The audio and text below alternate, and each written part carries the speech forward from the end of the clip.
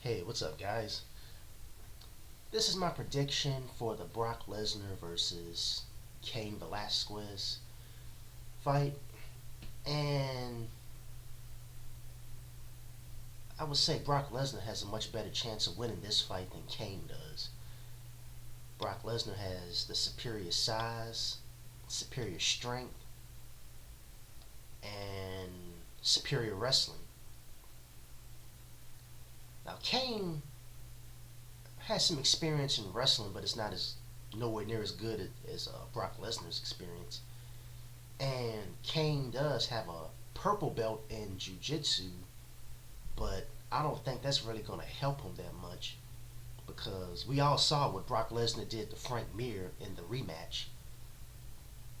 And Frank Mir is a black belt in jiu-jitsu, and he was one of the best jiu-jitsu heavyweights they had. I think the only person that could match Frank Mir in jiu-jitsu was Nogueira. But as you've seen, Brock Lesnar just neutralized it.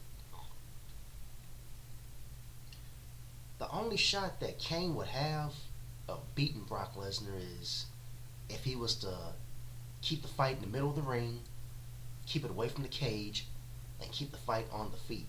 Because that's Brock Lesnar's only weakness as his striking. His striking is horrible. And if you notice, when he fought Shane Carwin, as soon as Shane started getting offensive, Brock Lesnar just started covering up like this. And even in some of his other fights, when he fought Frank Mir in the rematch, in the second round before he took Frank Mir down, Frank Mir started to use some kickboxing, and he was landing some pretty good shots on Brock. He even landed a flying knee, which appeared to have hurt Brock. But Frank Mir made the mistake of losing his balance and falling to the ground when he threw the flying knee, which gave Brock the chance to get on top of him again.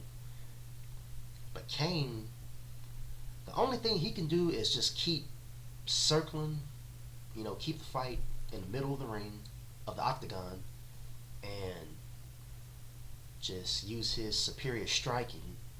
And whenever Brock would try to take him down, just sprawl.